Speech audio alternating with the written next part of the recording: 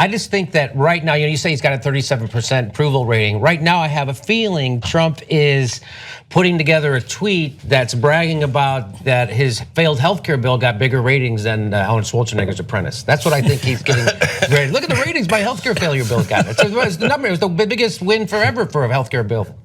And that, that's what he's going to say. Yeah, he'll find a way to spin it. And the key here is the Democrats have to be able to stick Trump's unpopularity to the rest of the Republicans. They won't do it, I don't think. I think they're gonna let the Republicans distance themselves from Trump if that's what they need to do in the midterms, which is a mistake. And so let's see what they do. Well, distancing themselves and actually going after Trump are two different things. Right. So if the Democrats are able to, sit by and let that happen politically, while they do things legislatively that they can, and this whole resist thing is great because it's on the floor of Congress too, in many respects. So it remains to be seen how that happens politically. But in order for anything to happen to Donald Trump and to this presidency, unfortunately, because of the way that the Congress is now, it has to start with Republicans. And I think today was the day it did. And Donald Trump already blaming Democrats for this, which is unbelievable. We that's have video incredible. of that actually that I would like to toss to. Let's go to video number 3. We had no Democrat support. We had no votes from the Democrats. They weren't going to give us a single vote, so it's a very difficult thing to do. I've been saying for the last year and a half that the best thing we can do, politically speaking, is let Obamacare explode. It is exploding right now. With no Democrat support, we couldn't quite get there. We're just a very small number of votes short in terms of getting our bill passed. A lot of people don't realize how good our bill was because they were viewing phase 1, but when you add phase 2. So what would be really good with no Democrat support, if the Democrats, when it explodes, which it will soon, if they got together with us and got a real health care bill, I'd be totally open to it, and I think that's going to happen. I think the losers are Nancy Pelosi and Chuck Schumer, because now they own Obamacare. They own it, 100% own it. And this is not a Republican health care. This is not anything but a Democrat health care. Now, when they all become civilized and get together and try and work out a great health care bill for the people of this country, we're open to it. We're totally open to it. Okay, what I love in that ridiculous response was that a lot of people don't even know how good this healthcare bill was. You know who else doesn't know what was in the healthcare bill?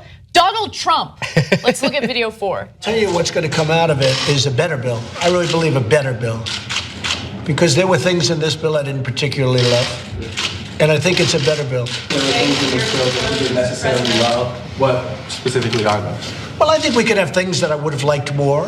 And if we had bipartisan, I really think we could have a health care bill that would be the ultimate. I think this was a very good bill. I think it will be even better the next time around. And I don't think that's going to be in too long a period of time. Anything specifically you want to see change going from this bill to the next? No, I mean, I don't want to speak about specifics, but there are things I would have liked even more. But I thought overall this was a very, very good bill. No, unbelievable. he looks like Alec Baldwin now. Okay. Yeah. And that's true. That's a great point. And what a child. He doesn't know anything in the bill. And he's like, I would like to make it better, and I would like more things in it. You child, you're so over your head. This is not a family business. You can't pretend anymore. For all these years, he's been saying, I'm so rich, it'd make your head spin, but nobody could check. Now we can check every single thing you do. Was it a success? Was it not a success? So when you had 6 bankruptcies, and I wanted to have the bankruptcies. I liked bankruptcies. I like more of them, right? And then we would gloss over the details. Now you're in the public spotlight forever. You can't gloss over the details. A bankruptcy is a bankruptcy is because you're an idiot and you bankrupted yourself, right? Failing on this bill is failure. So, I blame the others, not me. Again, every time it's childish. Them, he even said the word losers. Because he knows this one stings, he looks like a loser.